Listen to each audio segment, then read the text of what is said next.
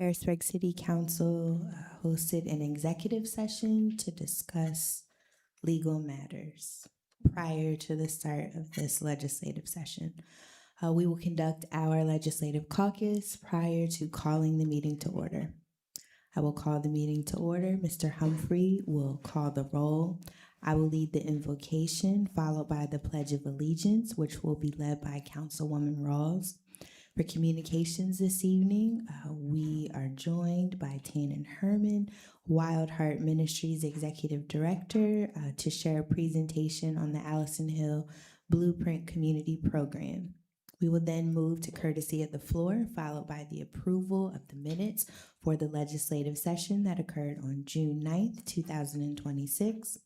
Then you will hear reports of committees.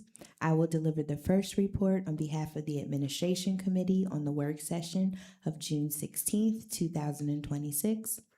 Next, Vice President Jones, our Budget and Finance Committee Chair, will share a committee report on the work session of June 16th, 2026.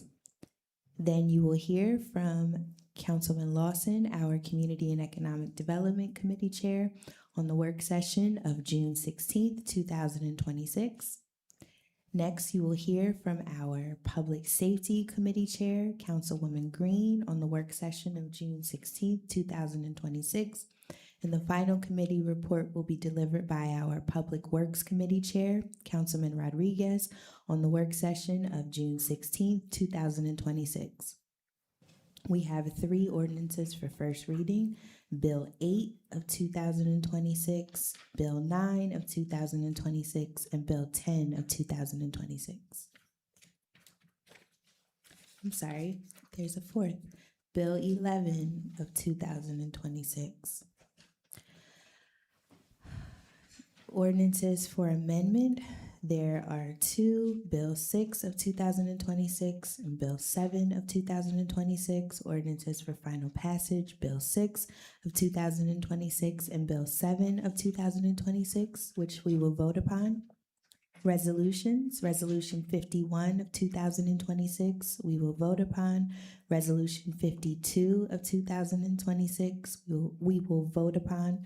Resolution 53 of 2026, we will vote upon.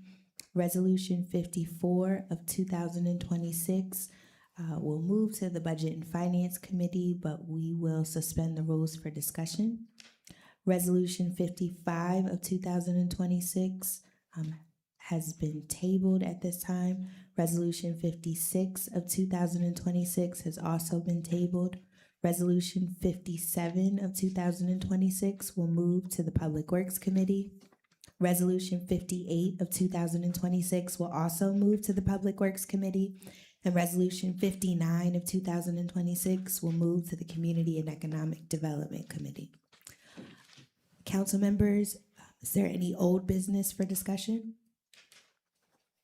Okay, seeing and hearing none. Any new business? Yes, Madam President. Just wanted to send a reminder for this weekend's Hotspot Saturdays. Thank you. Any other new business? Okay, then we will adjourn. The time is 6:26 p.m. I'd like to officially call our legislative session to order. Mr. Humphrey, could you please call the roll? Ms. Davis? Present. Ms. Green? Present. Mr. Jones? Here. Mr. Lawson? Here. Ms. Rawls? Present. Mr. Rodriguez? Present. Ms. Hill? Present. Thank you. I will lead the invocation this evening. Please keep the following residents, families, and friends in your thoughts and prayers in the days, weeks, and months ahead. Miss Rita Watt. She moved to Harrisburg, Pennsylvania in the late 1990s. Miss Watt had a way of making people feel seen, heard, and valued. She will be remembered for her genuine, caring heart. Her legacy will be honored through the kindness in which she showed, the love she modeled, and the integrity she lived by. Mr. James E. Diggs spent many years in construction for the city of Boston and the city of Harrisburg. He He was an avid sports fan. His favorite team was the New England Patriots. He enjoyed traveling, fishing, and shooting pool. He will be remembered for a good conversation and a healthy debate. Mr. Jesse McQuay moved to the Harrisburg area in the late 1950s. He received his formal education in the Harrisburg School District. He was a graduate of William Penn High School class of 1969, where he studied auto mechanics. He was employed at Brenner Motors for over 38 years as an auto mechanic. Following his retirement, Mr. McQuay was employed by the Harrisburg Parking Authority as a janitor for 2.5 years. He loved going to the racetrack, casino, watching sci-fi programs, and spending time with his granddaughters. He will be remembered for speaking his mind. Please join me in a moment of silence.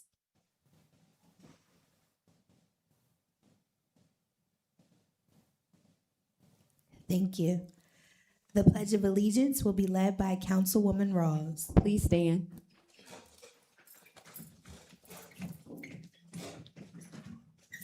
I pledge allegiance to the flag of the United States of America and to the republic for which it stands, one nation, under God, indivisible, with liberty and justice for all. Thank you, Councilwoman Rawls. For communications this evening, we are joined by Tannen Herman, Wild Heart Ministries Executive Director. He will share a presentation on the Allison Hill Blueprint Community Program.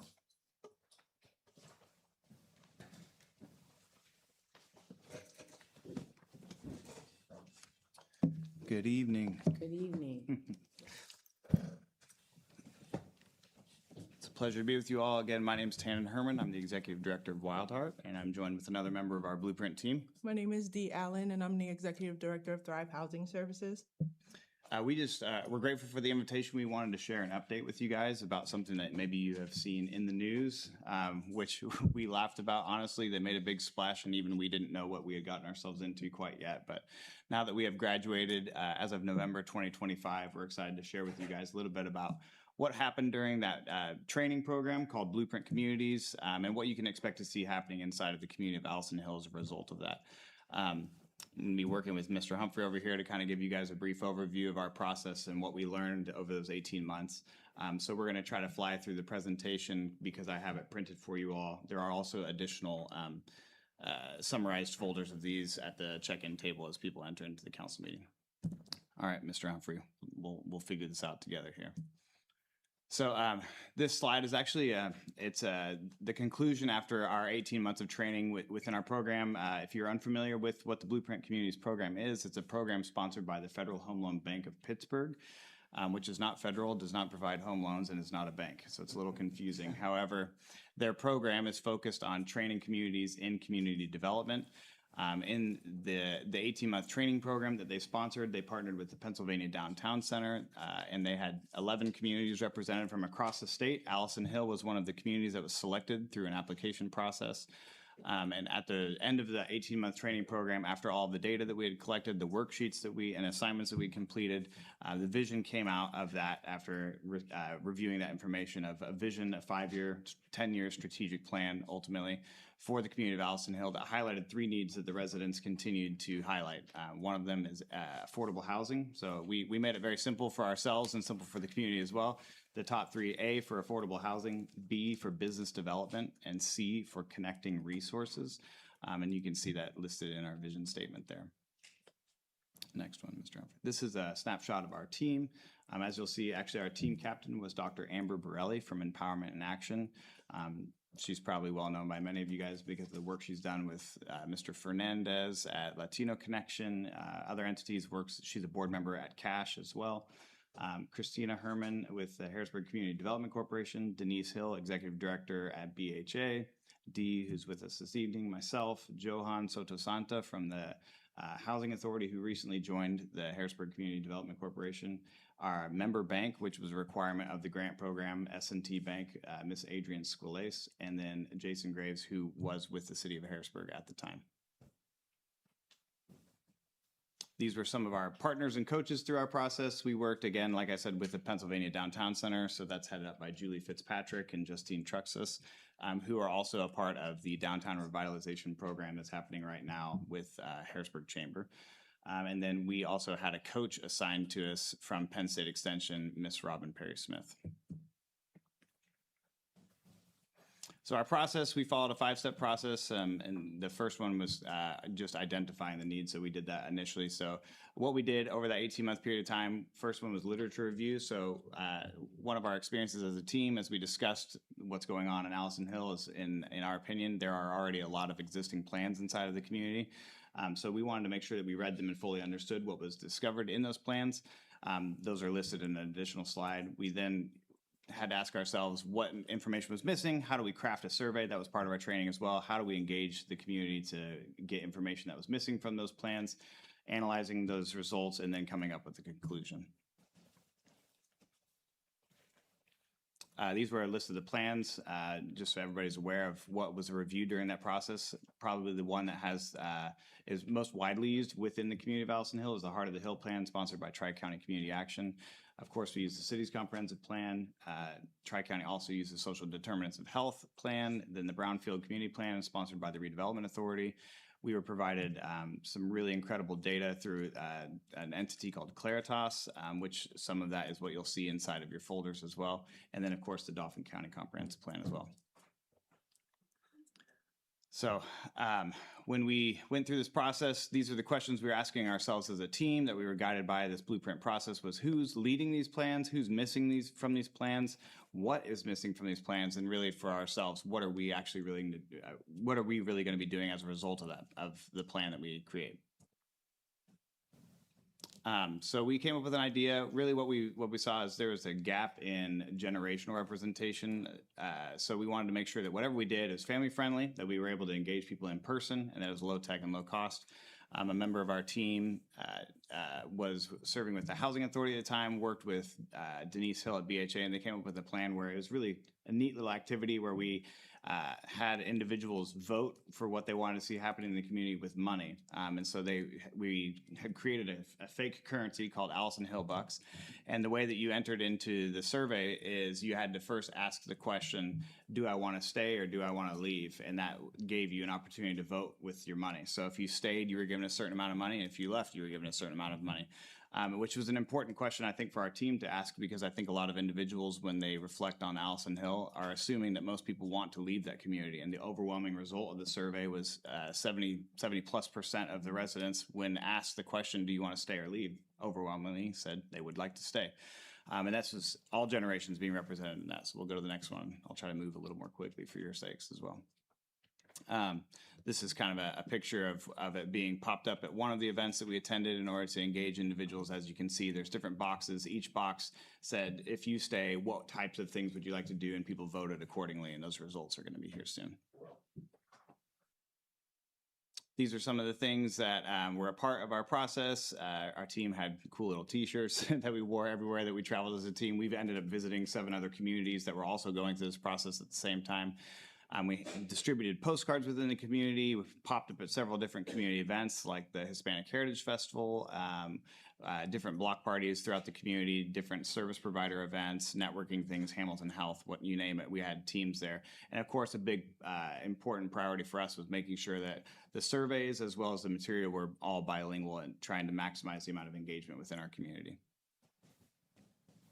This is just some photos. Different events that we participated at, different business owners that we were with, and of course, Dr. Amber Borelli likes to point out, yes, she got to hang out with a camel as a result of one of those.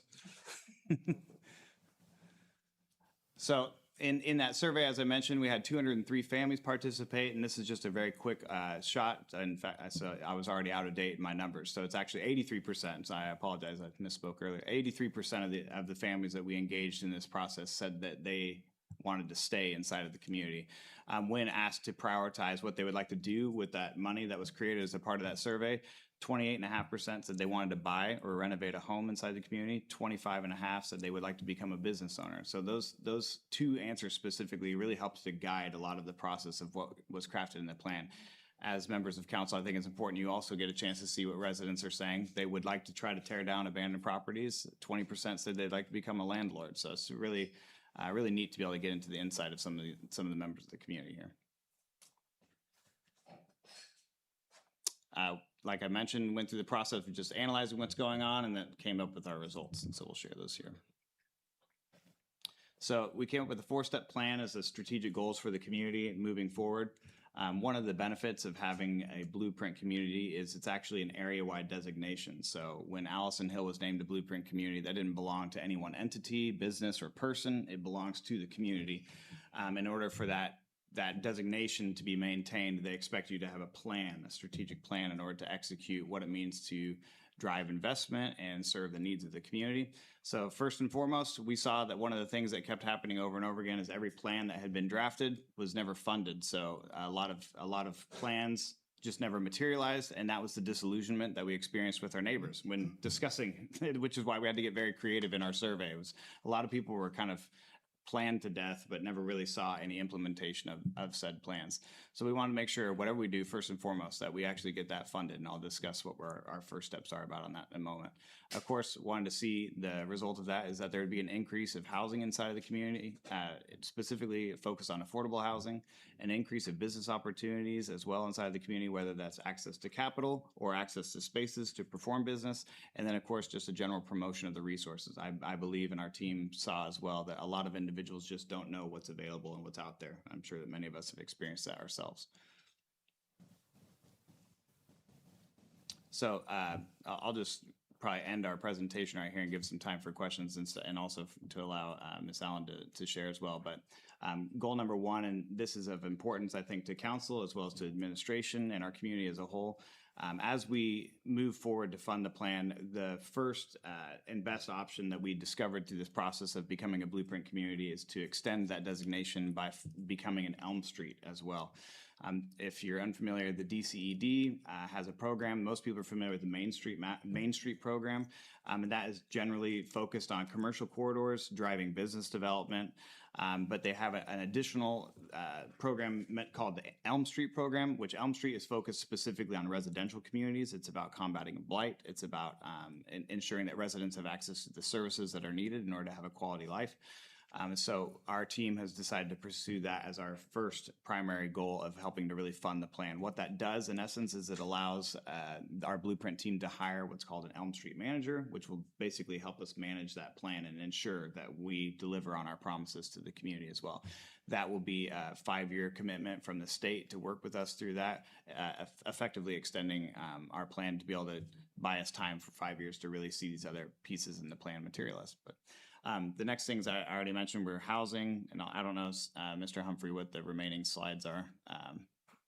We'll just kind of go through it. As I mentioned, housing, then moving into business would be the third goal, helping to get CDFI engagement, really sitting down and workshopping with local business owners, helping them draft business plans, helping them get in front of funders, all the different opportunities that we have through there. And then last but not least is community connections. That's really just about bringing together the service provider community inside of Allison Hill to help people understand what's going on, what's available to help them with the issues that they're facing every single day. So these are some of the next steps is where we have come now that we have graduated from the program. Our next phase in this is building the team, which is an expansion of who these stakeholders are that are helping to drive these different areas.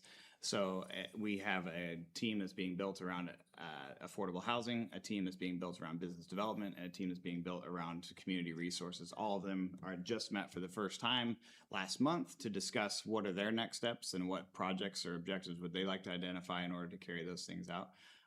But we're really excited. So I don't know, Dee, if you have anything to add on to there.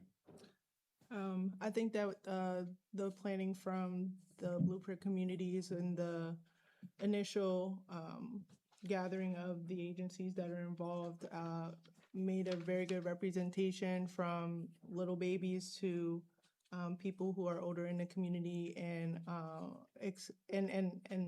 provided an opportunity for us to hit some of the very low income families and get their opinion, but then also to move higher up to 50% median income and be able to share those opportunities with Allison Hill across the board.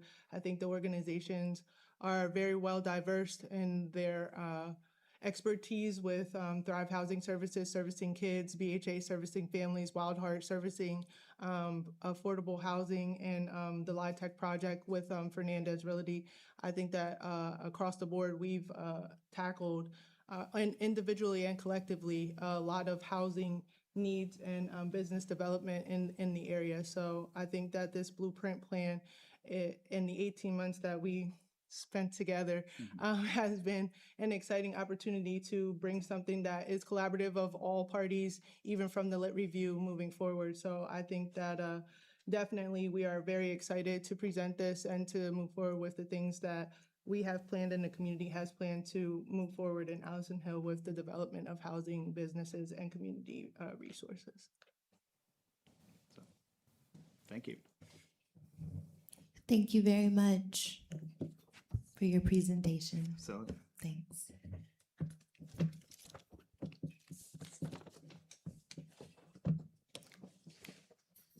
Next, we will open the floor for courtesy of the floor. Just a few housekeeping notes before we begin. If you're interested in offering any public comments, please go to the microphone to my right. You will have 4 minutes to share your comments. Mr. Humphrey has added a timer to the screen for your reference. Please state your name and your address. If you don't feel comfortable sharing your address, please share the vicinity in which you live. It's all for the meeting record. I'll begin to my right. Is there anyone that would like to offer public comment?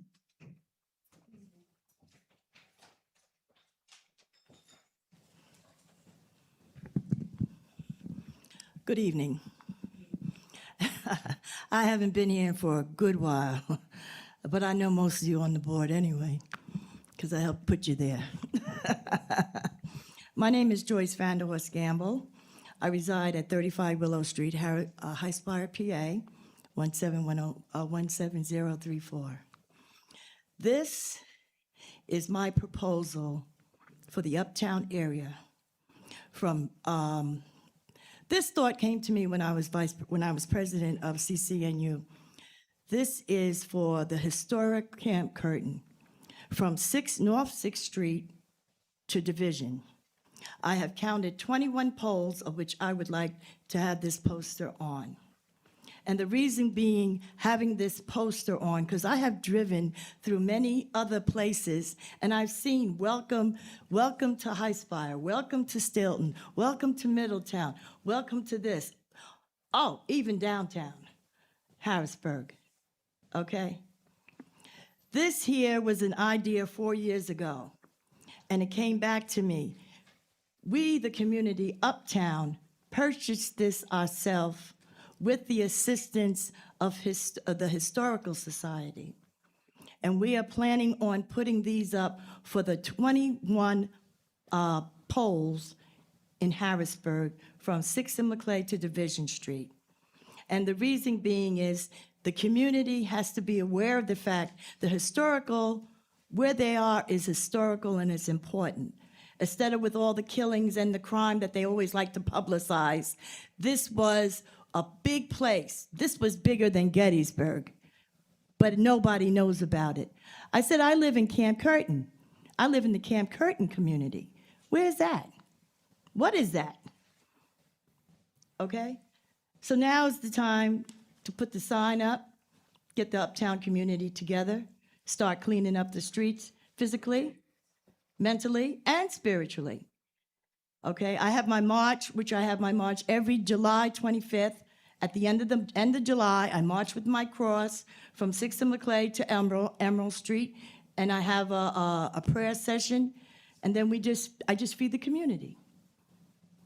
And I have been in the Uptown area. My family's been in the Uptown area for many, many, many years. So it doesn't matter if I live in High Spire, Maryland, I'm still an Uptown girl. Okay, so I just want to bring the attention to you members of the board and to all the community that is here, and Tatum, you too, This is what's going up on 6th Street. And we are going to organize the uptown area as well. Domino's has just put itself up there. I am still hurt and terrified about Governor Square, what they used to call it, the McClay Street Apartments, okay? That's sickening. It should have never happened. And I was one voice for that, against that closing down the way it is now. But I just wanted to bring it to the board's attention. This is what's going up on 6th Street. There is a project that we're working on with revitalizing the city of Harrisburg, and the applications opened up for projects like this that want to do things in the community. My Harrisburg, they're giving out grants to do some of these projects. So Well, I think there's some cards back there on the Oh, yeah, table. I got the cards, but this was done by the Historical Society and myself, and part of the donations all from I'm the s- community. All I'm saying, if there's some grant funding out there. I for- guess so. if I how you understand said what you you're wanted to saying. Put them up, they'll help you. Oh, they would help us, but yeah, we got the manpower too, because it doesn't take, it's not hard to put up. And we're in the process of doing that ourselves, and we also got in touch with the Transportation Department. Thank So you. I did my homework. Thank you for your comments. If You're you'd welcome. like to continue the conversation, we can do so following the meeting. Thank Okay, you. thank you. Is there anyone else to my right that would like to offer public comment? Hi, I'm Dave Schuman. I'm 210 Hurst Street. I just need to share that I haven't driven for 26 years, and I do Harrisburg food ministry, and I go to Broad Street Market. And I used to do a hand cart to go up from, I'm 210 Her all the way up there. And then I got an electric bike 6 months ago.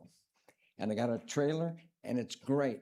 And I've got it over 975 miles on it right now. And I want to share that there's some stuff with some of the other individuals with the bicycles, and it's getting a little out of hand, okay, because of the electric bikes. I'm coming down 3rd Street, and here one's coming at me, an electric one, a young one, okay? And I just had to put the notification of because you're going to get head on at some point. But I also know too, because on crime, where there has been a problem with small bicycles, for anyone to grab, what they can do is go point that bike and put it somewhere and go do whatever they want to illegally, and they get to that bike and they can they get away from the cops faster than you think. And that's another thing that was brought up on TV with the RVs doing 360s and doing all that sort of stuff. That's part of it, because I noticed it seriously. Those little electric bikes, you go hide them, you go do your thing, and you can go whoosh. And the police department may be able to get trained a little bit with these electric bikes, because trust me, I can keep up with them with mine. My bike puts me up to 30 miles per hour. So thank you for letting me share. Thank you. Is there anyone else to my right that would like to offer public comment?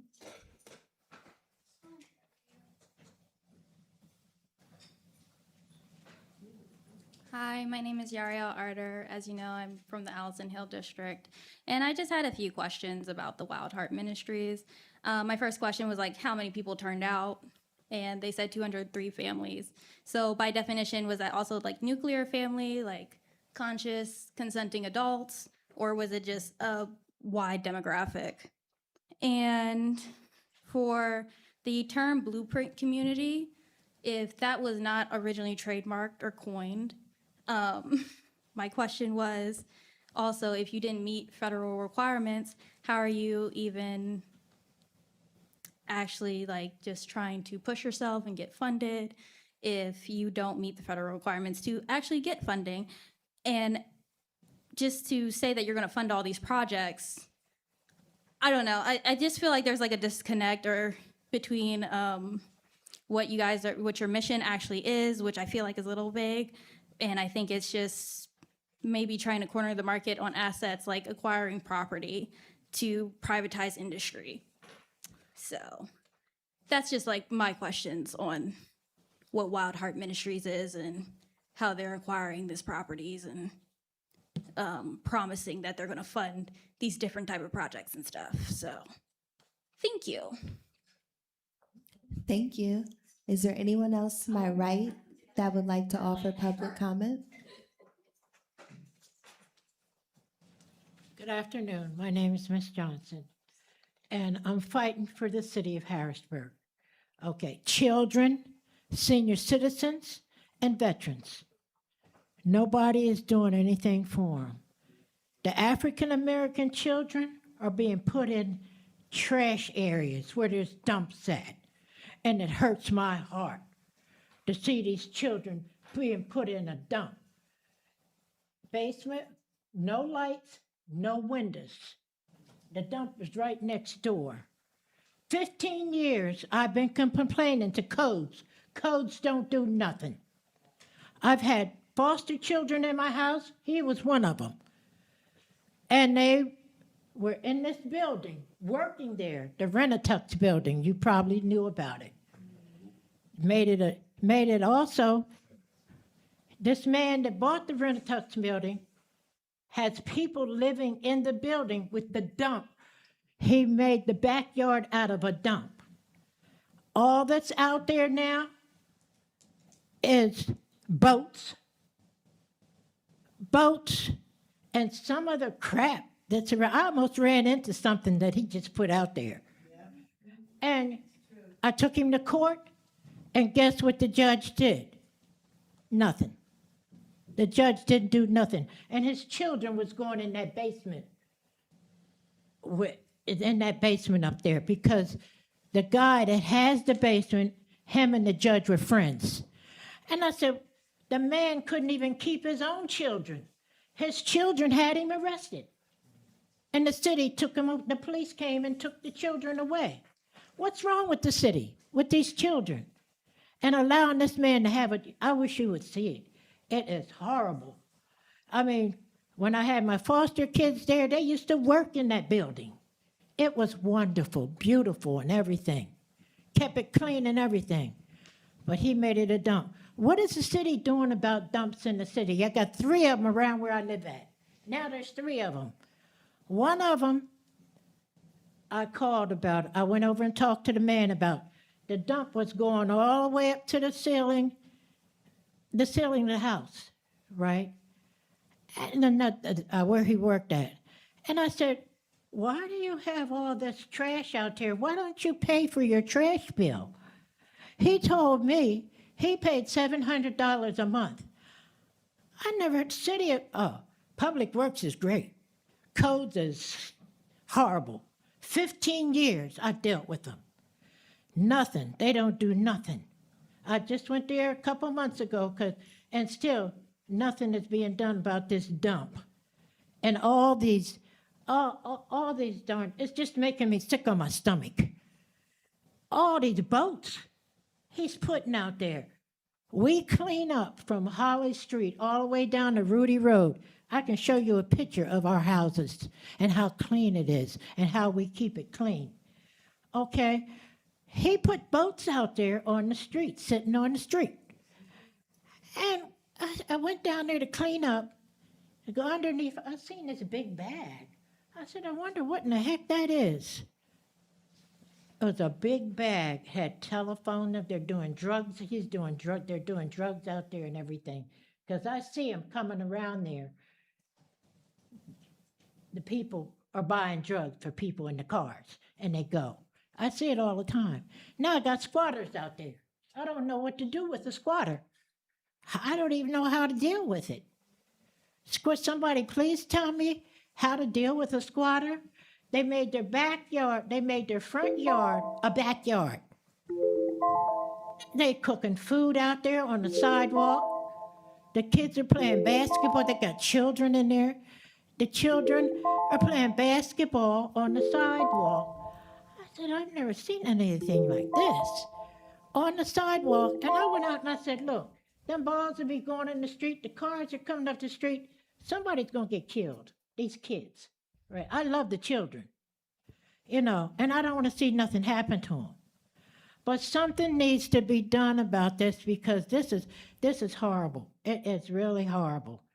And as far as squatters, and dumps, 3 dumps out there now. But the one I went over and talked to the guy about, he went out there and cleaned up everything. The one did. But the one that's got the children in the basement, and all you. African American children. And I said, why is all these African American children coming down the street? Thank you for your comments, a Ms. camp. Johnson. Do you mind sharing your address or the vicinity in which you live, Yes. just for our meeting record, please? You want me to tell you now? Sure. Okay, 319 South 18th Street, you. Harrisburg, Pennsylvania. Thank you. And the dump is 333. That's it. Thank you very much. Is there anyone else to my right that would like to offer public comment?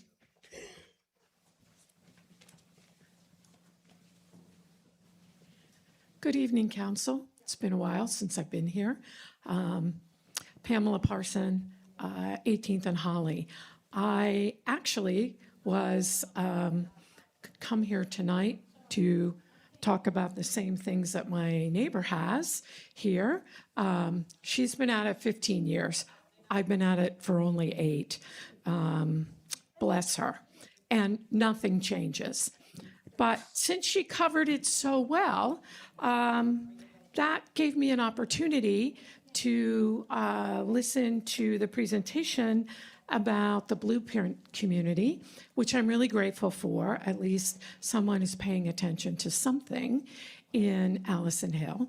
But I had a number of concerns. One of those, as was mentioned, is the focus on families and talking to 200 families. That is not a good sample of Allison Hill. And in fact, in Harrisburg, 74% of our people who live in Harrisburg are single. And that's actually higher than the national average. I mean, we're a little bit on the high side on that. And when we talk about home ownership, I happen to notice this week, I found an old publication from 1993 in which houses were selling for $40,000 to $50,000. If we think about what they're selling now, and if I think about what I paid for my home, it is more than 1,000% increase. And as we look at this, I'm thinking about this because I was at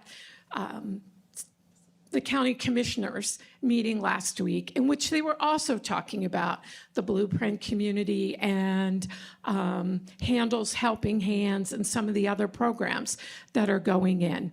And what we see, what we often have in Allison Hill is that we are acted upon rather than having someone actually talking to us.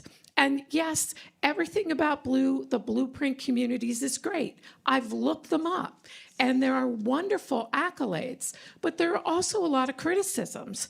And one of them is that the goals are unrealistic, that it's hard to get funded for the long term, that there's so much focus on volunteers, that volunteers get burned out, and the results are uneven, like they haven't been able to be sustained for the long term. And we are a community that is continually disappointed by things that are supposed to be good and people with the best of intentions. But even so, harm can be done because we don't start by talking to the people and what we need first. One of the things is Holly Street desperately needs the stormwater addressed and it needs paved. The alley behind that runs parallel to Joshua Farm and Holly Street has potholes in it so big now an entire car can sit inside a pothole. And the runoff is tremendous when we have heavy storms. And I'm a Capital Region Water Ambassador. We've talked about this over and over. And my block of Holly Street looks the way it does. It's relatively nice between the curb and the street only because a neighbor who works for a landscape company gets a load of stones on his dollar every year. And we all shovel them and fill in. Thank you. Thank you. Is there anyone else to my right that would like to offer public comment?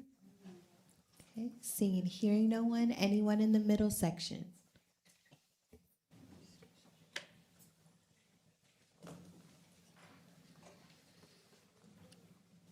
Good evening. My name is Melanie Cook. I live in the Riverside section of the city of Harrisburg, which I consider to be part of Uptown and certainly is part of Camp Curtin.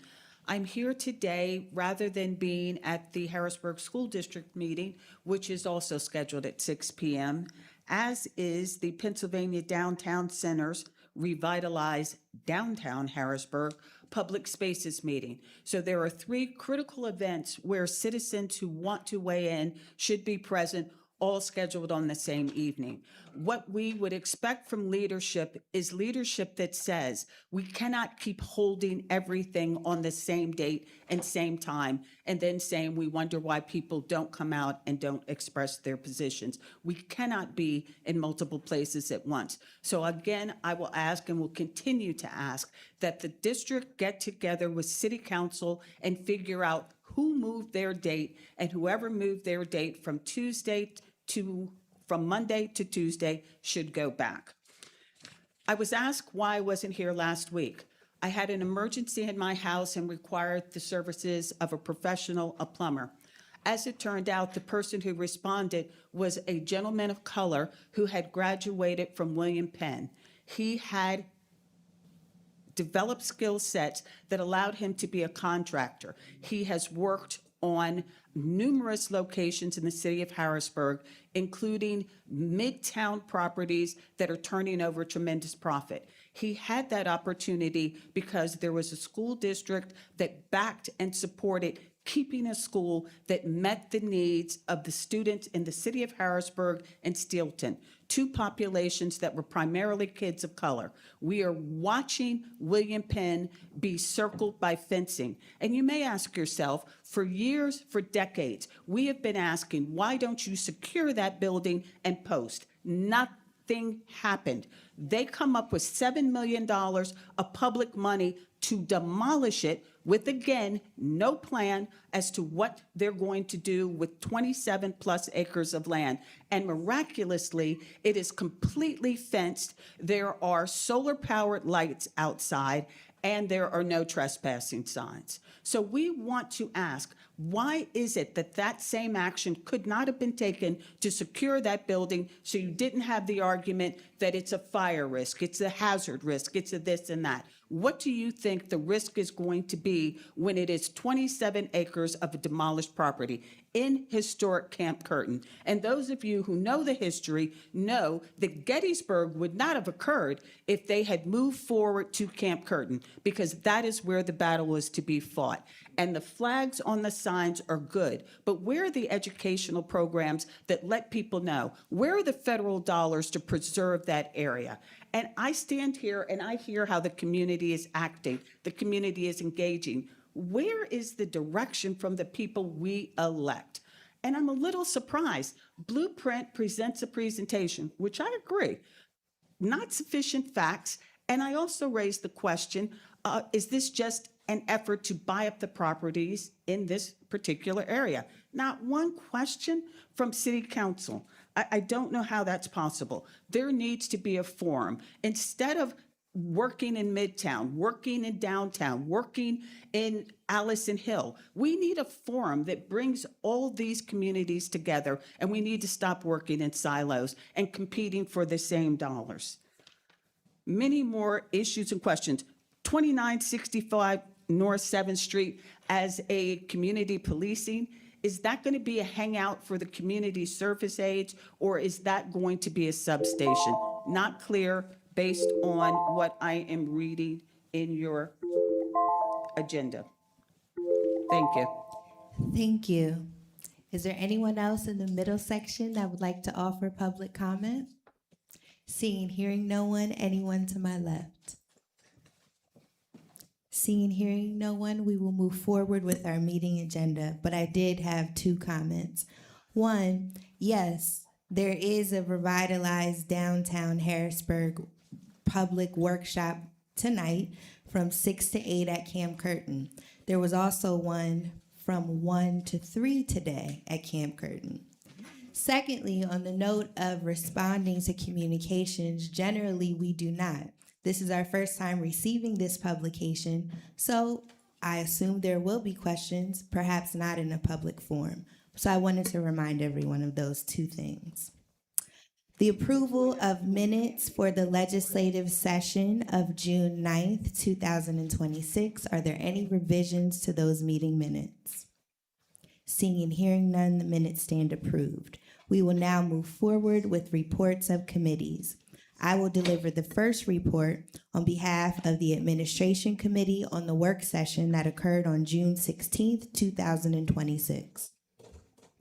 On Tuesday, June 16th, 2026, the Administration Committee met to discuss 2 bills and 1 resolution.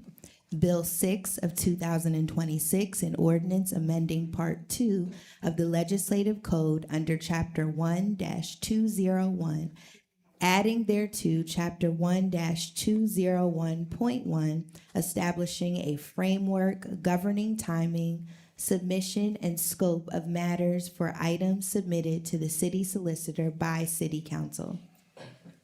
I reminded council members that the development of this legislation has been discussed previously. Bill 6 of 2026 amends Part 2 of the Legislative Code, Section 1-201.2, entitled Legislative Process, is a new subsection that has been added. Subsection E discusses a clear timeline of action for the city solicitor to review and provide comment on any proposed bill or resolution presented by council. Specifically, the city solicitor shall have 30 days to complete the review and comment of any proposed bill or resolution presented by the council under this section, beginning on the next business day following receipt. If the city solicitor does not issue a review and comment on a proposed bill or resolution presented by the council within the 30-day period, council shall have the option to proceed with the introduction and consideration of the legislation. Council members ask the following questions. Reasonably expected to be executed, would the legislation be added to the meeting agenda? Is this if we don't hear a response? And how could this be detrimental to the city? City Solicitor Neil Grover shared in response to the question, reasonably expected to be executed. He noted it depends on the volume of work and the number of staff. It also depends on the piece of legislation. Yes, the bill would be added to the meeting agenda at the discretion of the council president. Solicitor Grover also reminded everyone that pursuant to the Sunshine Act, the legislation would have to be added to the meeting agenda. Solicitor Grover shared that it is an this would occur on an issue by issue basis. He also shared that the volume of legislation produced by council members, if they utilized AI in any drafting, it could lead to issues for both council and the Law Bureau. AI is prohibited on council and citywide computers. Also, Solicitor Grover noted that the volume of legislation over the past few years from council members has increased. So we're always happy about that.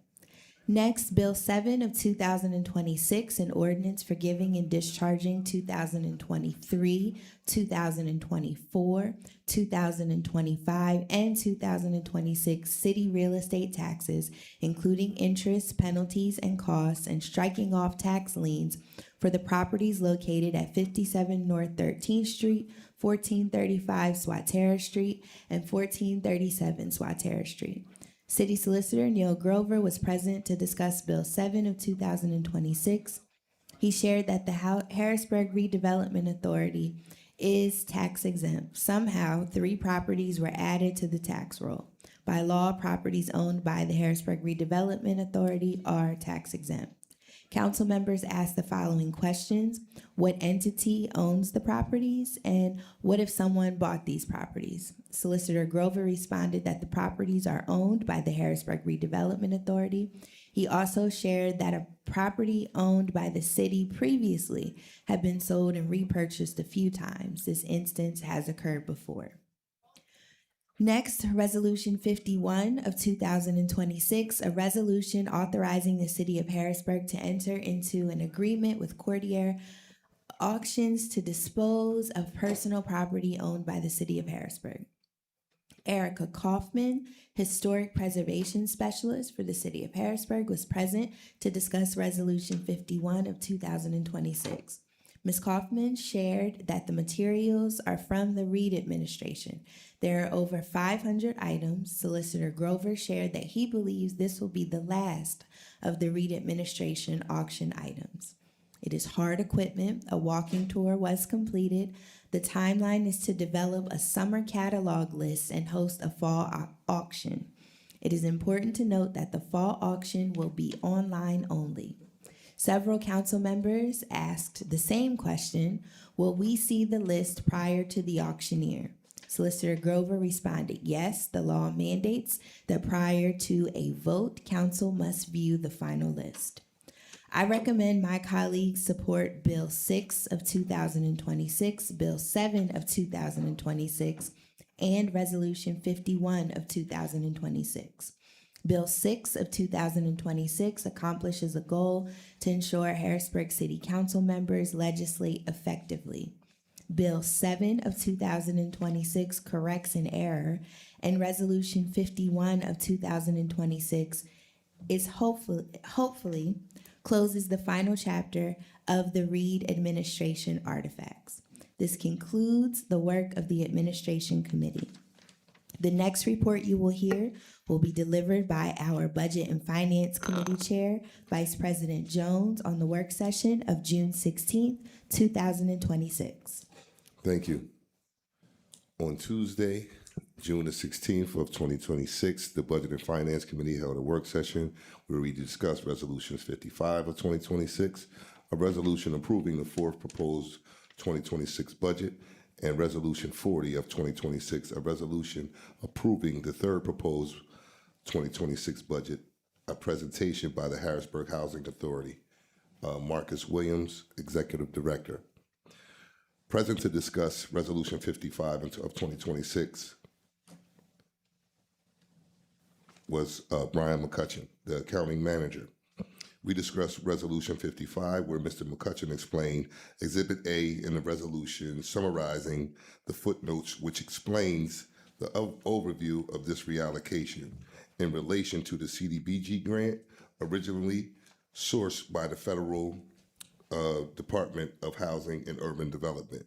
It also involves the state's DCED as the pass-through, where various sub-projects that were very active in the earlier part of the year. The DCED active in the earlier part of the year. DCDC has worked with the city and to effectuate the drawdown, and noted that there was a threshold that was not met, at least 1.9 million no longer available for reimbursement, which happened in the early part of March. The works required to be completed around March 3rd, which the date was not met. Since that time, there were several invoices that occurred subsequently from the various vendors currently involved, and those invoices needed to be paid, which is why this reallocation is needed. A formula using 4 of the city's funds to make up the difference in the funds of the city was not able to be used due to the deadline not being met. The general fund is the largest portion of this. The city has increased the expenses by $816,000, which needs to be funded by increasing the revenue made available in the grant fund. Our current budget reflects excess revenue over these expenses. In Exhibit A, some of the questions asked by council were, are we at the point where we need to do this? Why are we at the point where we need to do this reallocation? What was the causing factor? Mr. McCutcheon responded, it all revolves around the grant funding and those deadlines not being met. Solicitor Grover answered, how much money was left on the table? There was another question asked by council, how much money was left on the table? Solicitor Grover responded about $1.9 million.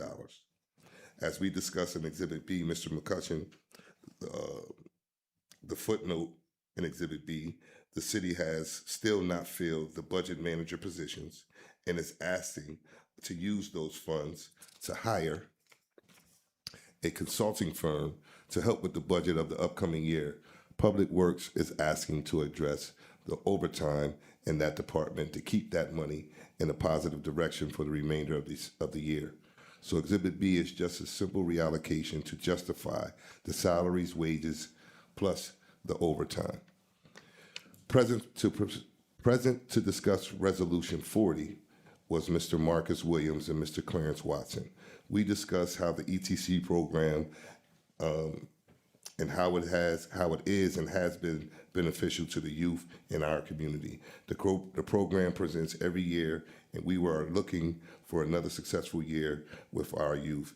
There were no questions for the council, for this was a follow-up discussion from Resolution 40 that has already been passed.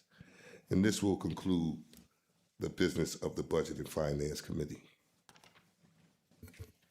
Thank you, Vice President Jones. The next report you will hear will be delivered by our Community and Economic Development Committee Chair, Councilman Lawson, on the work session of June 16th, 2026.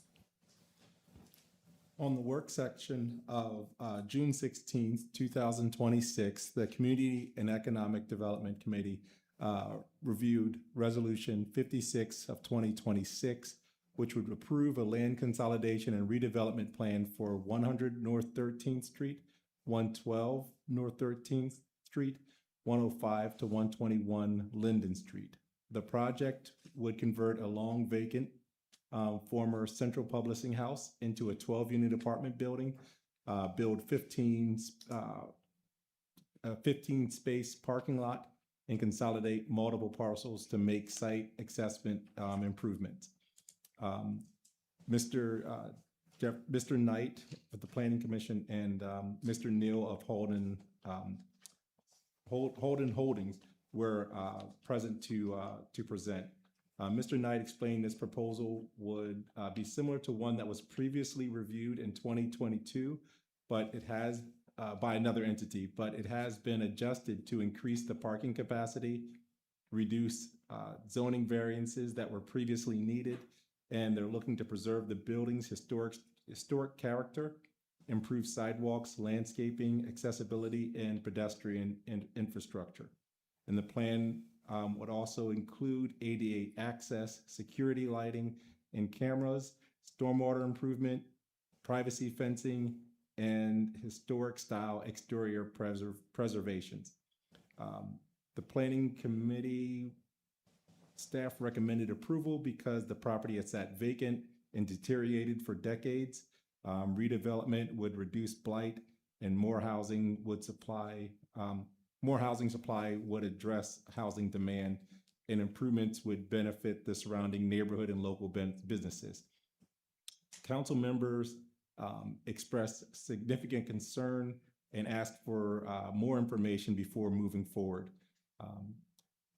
Affordability was the biggest issue discussed. Proposed rents were estimated between $1,300 to $1,500 a month for the one-bedroom apartments, one to two bedroom apartments. Several council members argue that these prices are out of reach for the neighborhood residents that are currently living there. Council encouraged participation in the city's affordable housing program, potentially making 2 of the 12 units affordable. The developer said that they were open to looking into Section 8 after being pressed by council, but had not committed to affordable designated units. Council wanted more direct outreach to the neighborhood residents, meetings or town halls with the Summit Terrace Neighborhood Association, and better communication through signage, updates, and public information session. The council asked questions about the use of minority and women-owned and local Harrisburg businesses in the construction of the property, and also asked to see concrete plans for this inclusion. They asked for information about job creation, and they wanted concrete plans to address affordability. Council also asked for information about traffic and parking planning, enhanced security measures, and especially consideration of a nearby school bus stop and student safety, and better planning around lighting and pedestrian activity. Rather than vote on this, I looked for us to table this to our next work session. So I would ask that we move this to the next session. And that concludes the work of the Community and Economic Development Committee. Thank you. The next committee report, thank you, Chair Lawson. The next committee report you will hear will be delivered by our Public Safety Committee Chair, Councilwoman Green, on the work session of June 16th, 2026. Thank you. During the work session of June 16th, 2026, the Public Safety Committee met to discuss Resolution 53 of 2026, a resolution authorizing the City of Harrisburg to negotiate and enter into a lease agreement between the City of Harrisburg as tenant and AR Uptown LLC as landlord for the use of property located at 2965 North 7th Street, Harrisburg, PA, as a community policing station. Present to give council an overview were Police Commissioner Thomas Carter and Deputy Chief Kenneth Young. This is a 3-year lease agreement with an annual rent of $1 per year. And this will allow our police department to have a footprint in the Uptown area, making it more convenient for residents to access without having to go downtown. In its initial phase, the office will not have set business hours until it can be fully staffed by civilian personnel. Until then, it will serve as a place where officers can complete reports and meet with residents, among other things. I ask that my colleagues support this resolution. This concludes the report from the Public Safety Department. Thank you, Chair Green. The final committee report you will hear this evening will be delivered by our Public Works Committee Chair, Councilman Rodriguez, on the work session of June 16th, 2026. Thank you, Madam President. The Public Works Committee met on June 16th of 2026 to discuss Resolution 52 of 2026. Resolution 52 of 2026 is a resolution authorizing the City of Harrisburg to enter in a reimbursement agreement amendment with the Pennsylvania Department of Transportation to accept an additional award amount of $23,124 in transportation alternate set aside funding for the purpose of funding the Capital Area Greenbelt Paxton Parkway Trail Restoration Project. This was a very brief session, and joining us from the administration was City Engineer Joel Siders. Mr. Siders stated that this is a part of the Paxton Parkway Restoration Project. The pipes underneath had deficiencies and needed to be replaced. PennDOT will foot the entire bill at no cost to the city. The project is currently underway and slated to be completed in the next few months. This work session was expedient and there were no questions from council. I highly encourage my colleagues on council to support Resolution 52 of 2026, and that concludes the report of the Public Works Committee from the work session of June 16th of 2026. Thank you. Thank you, Chair Rodriguez. We will move to ordinances for first reading. We have 4. The first is Bill 8 of 2026. Mr. Humphrey, could you please read it into the record? Bill 8 of 2026, an ordinance appropriating community development block grant program funds from the United States Department of Housing and Urban Development for fiscal years 2023, 2024, and 2025, and authorizing expenditure of such funds. Thank you. Bill 8 of 2026 will move to the Community and Economic Development Committee. Bill 9 of 2026. Mr. Humphrey, could you please read it into the record? Bill 9 of 2026, an ordinance appropriating Emergency Solutions Grants Program funds from the United States Department of Housing and Urban Development for fiscal years 2023, 2024, and 2025, and authorizing expenditure of such funds. Thank you. Bill 9 of 2026 will move to the Building and Housing Committee. Next, Bill 10 of 2026. Mr. Humphrey, could you please read it into the record? An ordinance appropriating Home Investment Partnerships Program funds from the United States Department of Housing and Urban Development for fiscal years 2023, 2024, and 2025, and authorizing expenditure of such funds. Thank you. Bill 10 of 2026 will move to the Building and Housing Committee. Next, Bill 11 of 2026. Mr. Humphrey, could you please read it into the record? Bill 11, 2026, an ordinance amending the traffic control maps of the City of Harrisburg pursuant to Section 3-109.2, A of the codified ordinances of the City of Harrisburg, with the addition of a permitted school zone in the vicinity of the 1500 block of North 3rd Street, designated herein a safety zone, governed by the provisions of subsection G of Section 3-109.1A, and otherwise authorizing related enforcement.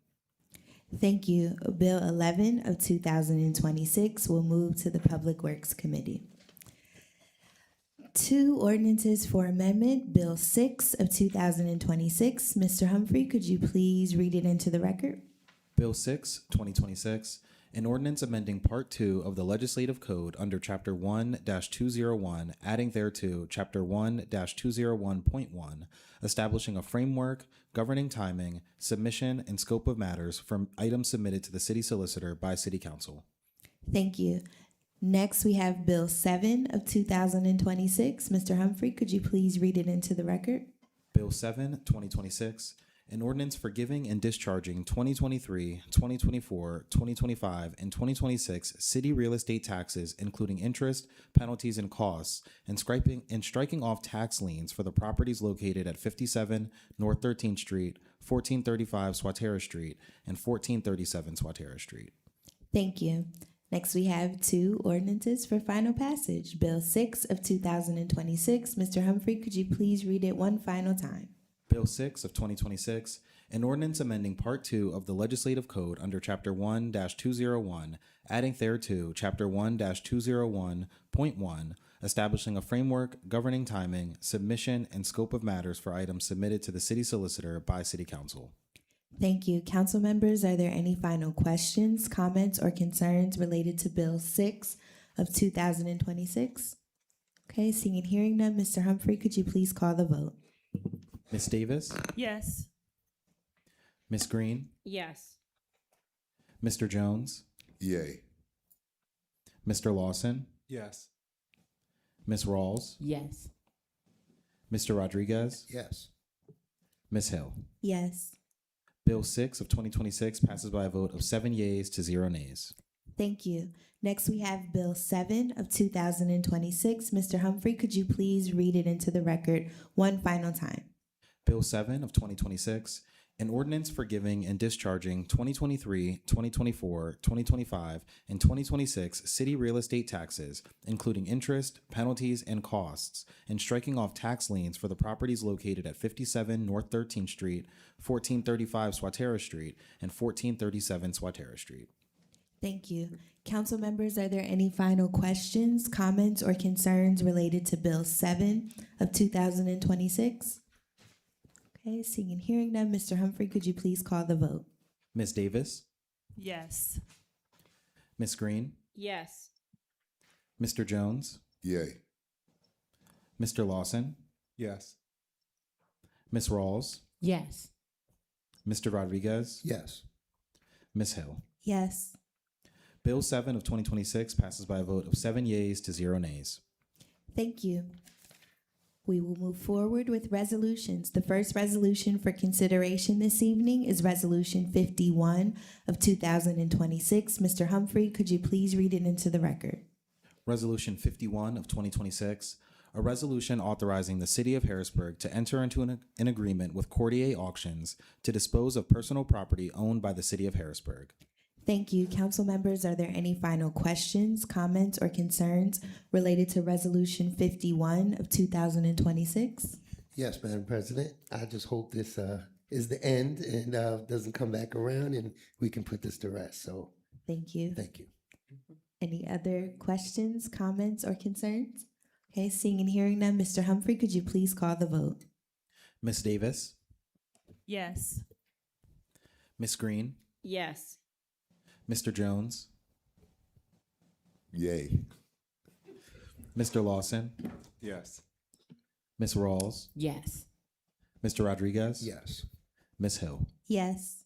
Resolution 51 of 2026 passes by a vote of 7 yeas to 0 nays. Thank you. Next, we have Resolution 52 of 2026. Council members, are there any final questions, comments, or concerns? Okay, seeing and hearing none, Mr. Humphrey, could you please call the vote? Do I need to read it? Oh, I'm sorry. Yes, can you please read it into the record?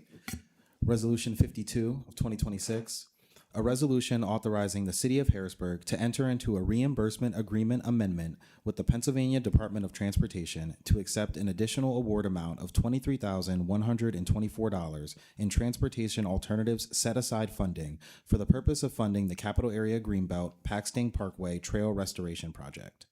Thank you. Now, council members, are there any final questions, comments, or concerns related to Resolution 52 of 2026? Seeing and hearing none, Mr. Humphrey, could you please call the vote? Ms. Davis, Yes. Ms. Green, Yes. Mr. Jones, Yay. Mr. Lawson, Yes. Ms. Rawls, Yes. Mr. Rodriguez, Yes. Ms. Hill. Yes. Resolution 52 of 2026 passes by a vote of 7 yeas to 0 nays. Thank you. Next, we have Resolution 53 of 2026. Mr. Humphrey, could you please read it into the record? Resolution 53 of 2026, a resolution authorizing the City of Harrisburg to negotiate and enter into a lease agreement between the City of Harrisburg as tenant and AR Uptown LLC as landlord for the use of property located at 2965 North 7th Street, Harrisburg, PA, as a community policing station. Thank you. Council members, are there any final questions, comments, or concerns related to Resolution 53 of 2026? Seeing and hearing none, Mr. Humphrey, could you please call the vote? Ms. Davis, Yes. Ms. Green, Yes. Mr. Jones, Yay. Mr. Lawson, Yes. Ms. Rawls, Yes. Mr. Rodriguez, Yes. Ms. Hill. Yes. Resolution 53 of 2026 passes by a vote of 7 yeas to 0 nays. Thank you. I'm going to move forward with the rest of the movement of legislation, and then we'll come back to Resolution 54. So Resolution 55 of 2026, Mr. Humphrey, could you please read it into the record? Resolution 55 of 2026, a resolution approving the fourth proposed 2026 budget reallocation. Thank you. Resolution 55 of 2026 has been tabled. Resolution 56 of 2026, Mr. Humphrey, could you please read it into the record?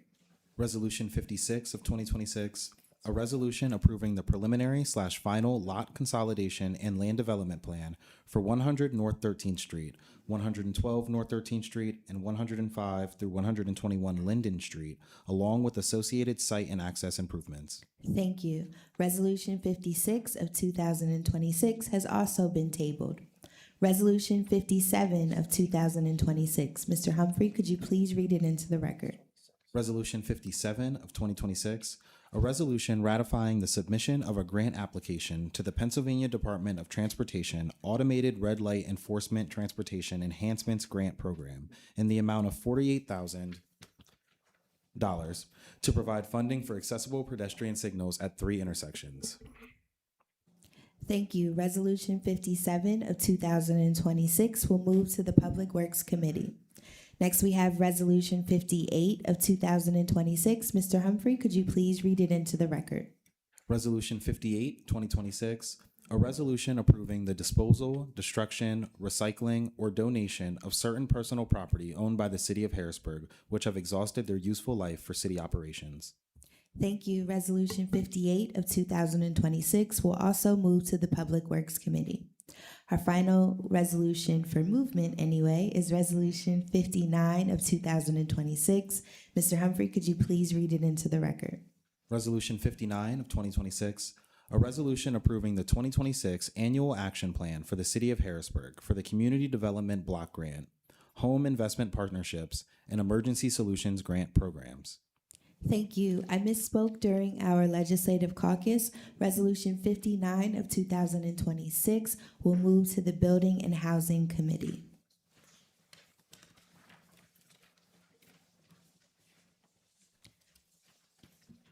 So our final resolution for this evening is Resolution 54 of 2026. Mr. Humphrey, could you please read it into the record? Resolution 54 of 2026, A resolution authorizing the City of Harrisburg to enter into an agreement with Keystone Municipal Solutions to provide budget management services to the City of Harrisburg. Thank you. I will entertain a motion to suspend the rules for discussion. So moved. Is there a second? Second. Thank you. So before us, we have Resolution 54 of 2026. I will defer to our Budget and Finance Committee Chair, Vice President Jones, to lead discussion. All right. See, we have administration here. Introduce yourself, give a brief overview of Resolution 54, please. Yeah, absolutely. Good evening, Council. Antonio Megna, Business Administrator. Would you like to introduce yourself? Oh, yes, my name is Marita Kelly. And then Chad. Oh, and Chad. I'm Chad Saylor. Okay, so just a quick rundown of this. This is a pretty straightforward contract. This is to, we have a filled open position with the budget manager that has been open since September of last year that has caused significant delays in other parts of our finance department as members of the department that are not the budget manager have to pick up the slack and do some of those roles.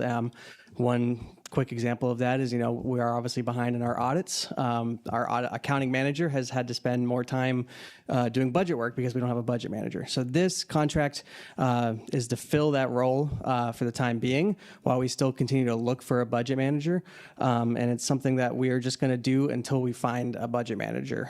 We have the funds. This is part of the other budget reallocation to move the funds into an appropriate usage to pay for the services. And I have no plans to go over that amount of funds. So Marita and Chad, if you have anything you want to add, otherwise we can take questions. Let's take questions. Guys are ready to go, huh? All right, so thank both of you for being here. Know you worked with the city previously, so I won't keep you long, but I do want to ask a couple questions. I know that we're in a financial spot right now that we need to get, for us as city council and the city, we definitely need a budget by December 31st. There's no ifs, ands, or buts about that. We can't delay that.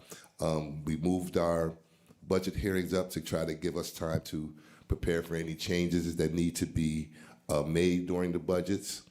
So I just want to just go over, I'm very aware of your resume, but some of the duties, I don't know if I came like right on the tail end of you leaving, because I don't think you were here much longer once I took office. She wasn't. When did you leave? I was here until August of 2024. Yeah. So you weren't here that long. So just knowing what's happening on the budgets, I just have a couple of questions. How familiar are you with any of the, or do you have experience in some of the city's budget book software? I am familiar with the Munis. Excuse me, can you move the microphone closer sure. to you? Thank you. Okay. I was trying to move it down a little bit, but it wasn't budging. Thank you. I'm familiar with Munis. I worked with Munis since it had been instituted as the finance director.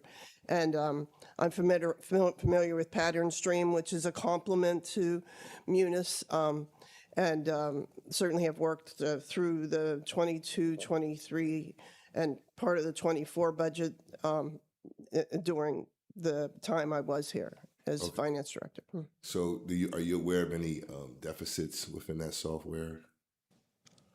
Well, I know there's a challenge with the payroll component of it.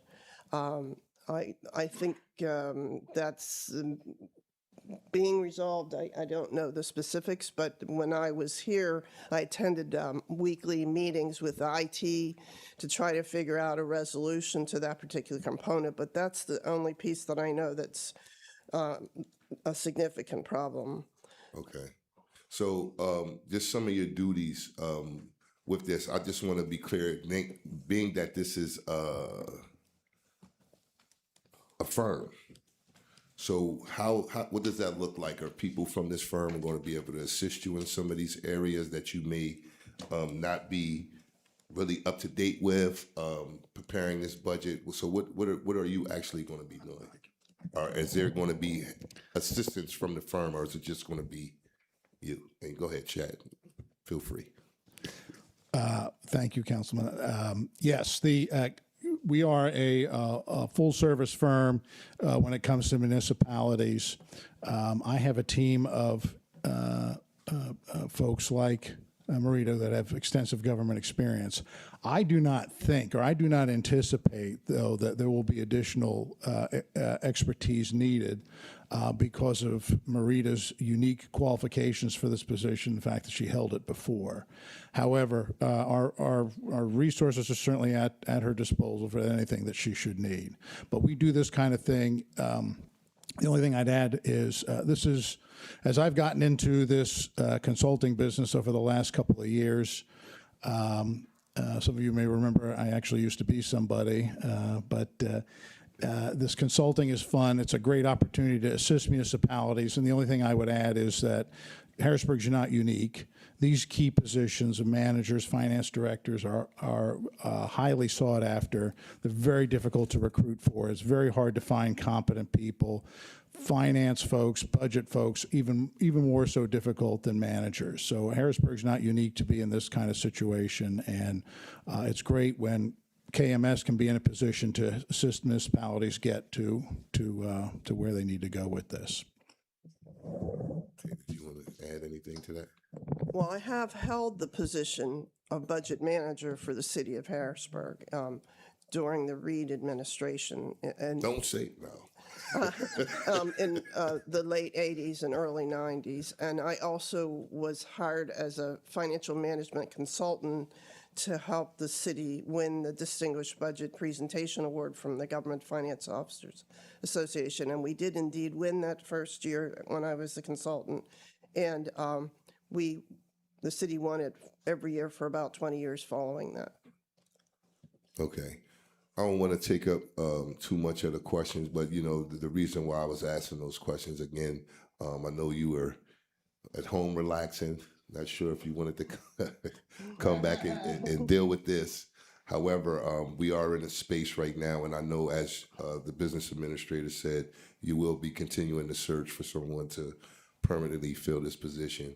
Do you anticipate to exhaust the $78,000 in this? Well, to be honest, if we can get the formal budget manager in place, the sooner the better, and that's certainly something that Antonio is working towards that goal. So I do not, but it depends if I have to go into the formal budget process all the way into November. We don't know the exact, impact of that, but we're hoping to be efficient, effective, and cost worthy and responsible. All right, those are all my questions. I will start with to my immediate left with President Hill. Thank you. I guess my primary question was asked and answered around your role in this consulting venture.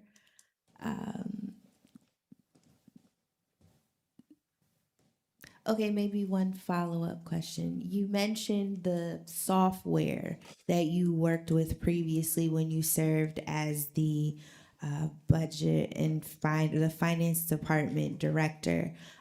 How heavily involved were you with crafting the budget for the city of Harrisburg during your time? Extensively. I did have a budget manager, Mr. Brooks, but he was relatively new to the budget world. He was more of an accountant and came from a controller's office. So the first year in 22, I did, a fair amount of training and a fair amount of, execution. And then 23, again, very, very much involved because that was the year we actually executed pattern stream. The prior year, we had done everything manually. So I was in the trenches very deep in terms of, trying to be as much of a boss, but also a team player and collaborate and coordinate with my team. And I had a good team, but we all had to work together and keep the parts moving so that we did indeed have a budget document presented to the council, and we were able to work with departments to have them prepared to present to you and so forth. Thank you. And my question, Mr. Magna, I have two questions. Have you had any success in pursuing any qualified applicants to fill this vacancy? Very little. So we've had a couple of interviews. Those were months ago at this point. We haven't had any new qualified applicants come in. So that's something that we're continuing to work towards, and I'm looking for qualified applicants, but the search is continuing, and I don't have a timeline right now to fill the role. And there are no internal applicants that could be favorable for this role? None that have applied, no. Okay, thank you. I don't have any other questions. Councilwoman Ross. Thank you. Good evening to you both. Thank you Good for evening. being here and being interested in helping us craft our upcoming budget, since we are down a budget manager. So I appreciate that. A few of my questions were already asked and answered. I just had a few follow-up ones. One of them was how many other firms applied for this position and were interviewed to see which one was the best fit before you picked Keystone? Yeah, I mean, to my knowledge, there was no other firms. No other firms? I'm sorry to hear what you said. I'm so sorry. Yeah, no other firms. Oh, okay. So, and I would say that Marita is in a unique position because, you know, she has extensive experience with the city of Harrisburg and with budgeting, and also being local and willing to take on the role. It would be difficult to find someone with those kind of qualifications. Thank you so much. Yes, I do remember when Miss Marita was here and crafted the budget my first term. So thank you for that. And I mean, and to be honest, I'm very glad you came up, and no disrespect when I say this. I do remember there were still a few issues within that crafted budget. So if you're coming in to help us with crafting it, since you're a firm, I'm going to look for perfection, right? So that's where my concerns are a little raised with, you know, you had a few areas that needed some help during those crafted budgets. Some things didn't go as they should have. I think a few pages were missing, and there were just some things that did go wrong. So it makes me a little worried if you're coming from a firm to help us. How would that change at all? Well, I think it'll change a great deal because moving to Pattern Stream was an enormous challenge. And I will say Mr. Brooks did take a lead on that, but even with the lead, we didn't move into Pattern Stream until August. And of course, the budget was due to you in November. And some of that was timing. You know, you let a contract, it takes time for it to get in place.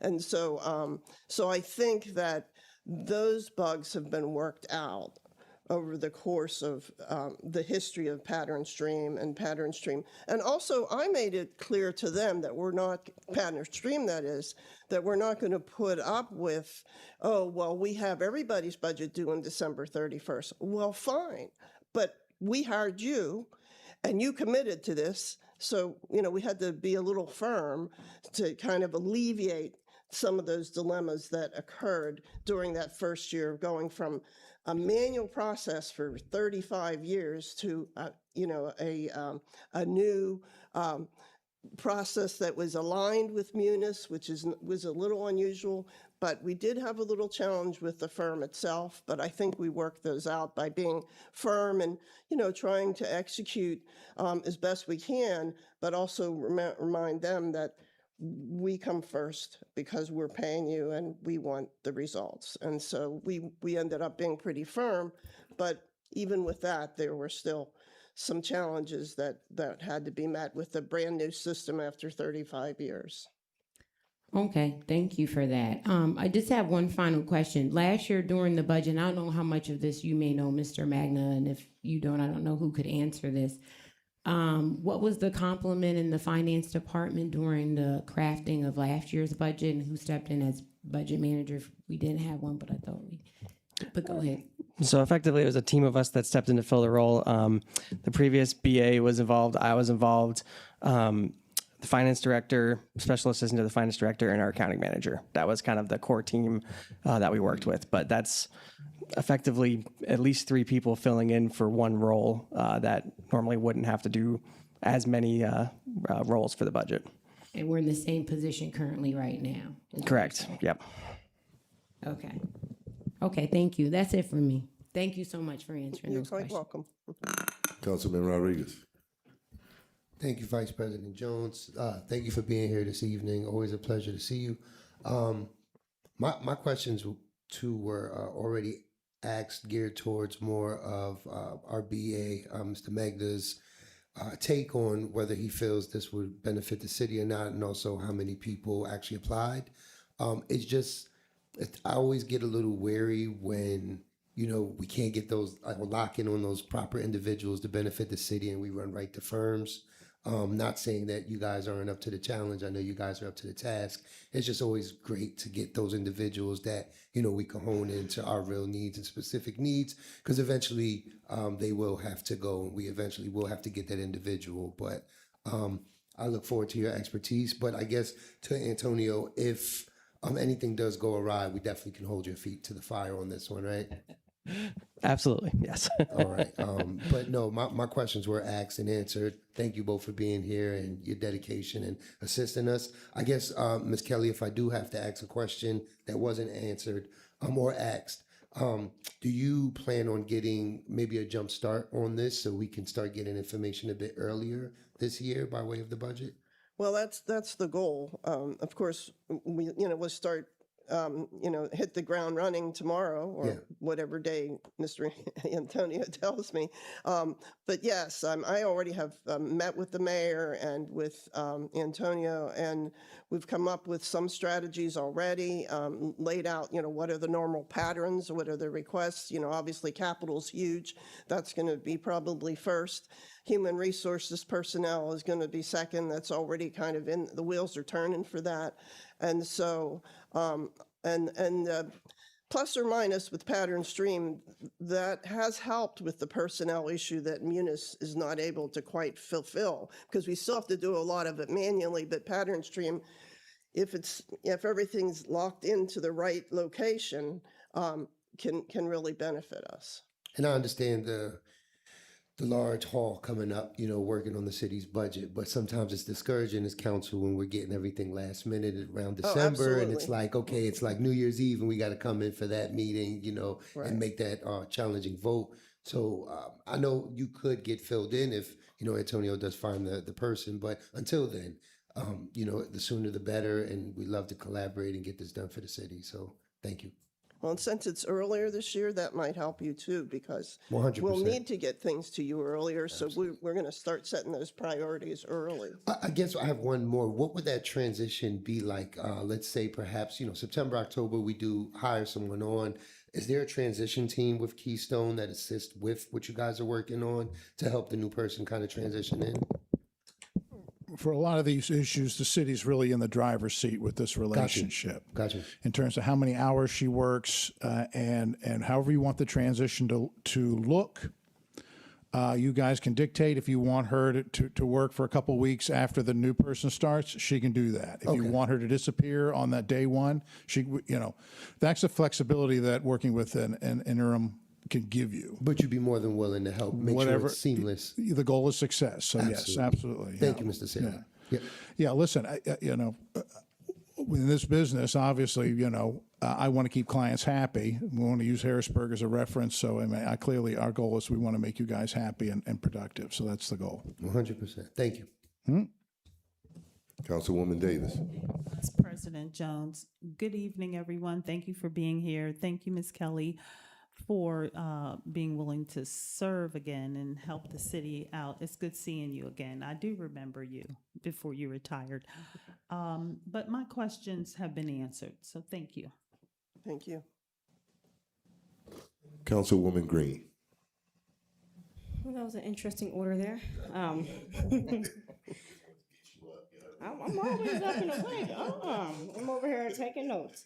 Good evening, Ms. Kelly, as well as Mr. Saylor. Thank you both for being here tonight. I know I've worked with you extensively during my time as the Budget and Finance Chair, Ms. Kelly. So I know some of the work that you've done, and I'm confident in your abilities. I do have a couple of questions, though. First, how did this proposal come about? We only had one firm apply for it. Did we go out looking for Miss Kelly and this was the firm she was with and that's how it happened? Because then it's not really like. No, I think we identified about a month and a half ago, we were identifying that as the budget process is getting moving, this would be something that would be beneficial to the city. So then did some research on, possible firms, found out Marita Services were possibly available. She's an amazing pick for this. So I did an interview and then kind of progressed from there. Okay, so it was our initiation of the process. It wasn't like we put a request out and this was the only firm that applied. We initiated the process and that's how this firm was identified and they put the application in after being identified. Correct, yeah. Okay. Second, do we know why the process is taking so long? Are we getting no candidates? Are we getting very few candidates? Are we just not liking the candidates? Just like a little more information. If we're getting no candidates, do we need to look at increasing the salary? Is it something with our advertising? Like what might be going on? Yeah, I think there's a combination of factors at play. We have gotten some applicants, but most have not been qualified. As far as qualified candidates go, we're in the single digits since September. We have interviewed people. Some people we made offers and they accepted offers elsewhere. Others we didn't make an offer at the end of the day. So it just is kind of dependent. I think, as Mr. Saylor said too, there's a factor that there's many other municipalities that have similar roles that also. At one point, Dauphin County had a role that was also looking for one. So there's competition just even in our region for this, which I think makes it also a little difficult. I think there's room to consider like the salary, whether it needs to be higher, and there's also room for consideration on how we market the role. Thank you very much. Mr. Saylor, a question for you. In the agreement, it mentions our team, but it never says who the team is. Who is this team? Yeah, if you can hit it on our website, it shows the various members that belong to the team. Can you name some of them? I can, All of course, right. myself. My deputy is Lucas Martzoff. He's a municipal manager from the Pittsburgh area. We have Dan Conley and Brooke Queenan. They are in the Philly area. They have extensive experience in government finance. We use them a lot when we do, if you guys are familiar with the STAMP program that DCED runs, the Strategic Management Planning Program. We have Greg Hoover, who's a civil engineer. I have a former police chief on the team. I've got a former HR director and a public works director from the Wilkes-Barre area. They're all on the website, and most of them are either retired or semi-retired after spending a number of years in government, and they're really great folks to work with. Thank you. And then what municipalities, wait, one more off of that, follow up from that. Can you get us the diversity complement of the team? I beg your pardon? Could you get us the diversity complement of the team? If you don't know it off the top of your head. I know. I can say we have an African American. Brooke Queenan's an African American. I would have to check into the others, but I can tell you that much. Yes. All right. If you could get us that information, I'd appreciate it. Absolutely. And then I think what would be my last question is, what municipalities do you currently work with? Which ones have you worked with in the past, and did you come with any letters of recommendation? I can definitely give you municipalities to talk to. We are currently we do a number of different things. It's not all interim fills, but I can tell you we've got an interim manager in Swarthmore Borough, Delaware County.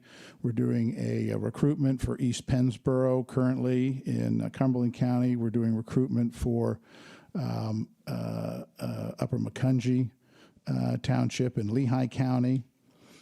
And I can certainly get you a list of our past clients so you can see. Largely townships and boroughs, the main thrust of our work. We've done some work for counties, Thank you very much. Those You're are all the certainly questions I have at the moment. Councilman Lawson. Thank you, Vice President. And I'm at the end. How am I going to have any questions? No. Actually, Ms. Kelly, I know that you've answered this, but just without having much of the history myself with this. So what did you do pertaining to the budget when you were here? And then how does that relate to what you're looking to do now? Because I know that you weren't the budget manager, just so that I can wrap my head around this. Sure, I'd be happy to do that. I was the finance director. The finance director oversees all of the finance operations. So the budget manager reported to me, the accounting manager reported to me, the purchasing officer reported to me, the grant writer reported to me, and their staff in the accounting office. So I oversaw the budget process by supervising the budget manager. He was relatively new. He was learning the process, learning the job, but did quite fine job. So I also held the position of budget manager, as I said, some years ago. And I also was the recovery coordinator for the city of Harrisburg for close to 10 years. So I understand the dynamics and the financial management of the financial recovery program, which of course you're still part of. So I hope that answers your question, and I can give you more specifics if you'd like. No, that does help answer. And it's so it sounds like you're almost taking two positions in this new endeavor here, because we're taking over for that budget manager that's vacant, and you're still using some of your expertise as finance director in that aspect. That's what I'm hearing. Is that what That's what Chad's goal is, that we that we do a commensurate effort with all of our expertise, and I do hold expertise in both forms as the finance director, as a former recovery coordinator, as a former budget manager, and a former budget manager consultant. Okay, thank you. And then Mr. Magnet, and this was already asked by my colleague, like, what are we seeing as the biggest obstacle to finding someone permanently for this position? Yeah, I mean, I think it's hard to say one specific thing. I mean, the biggest obstacle is we don't have the applicants, right? Like, so there's a lot of questions, I think, about why, like, and factors in play about why we might not be getting as many applicants. So I don't have, a 100% this is the reason answer, but, like I said, I think we can put in the question about whether we should raise the salary. We can put in a question whether we should market it in different ways.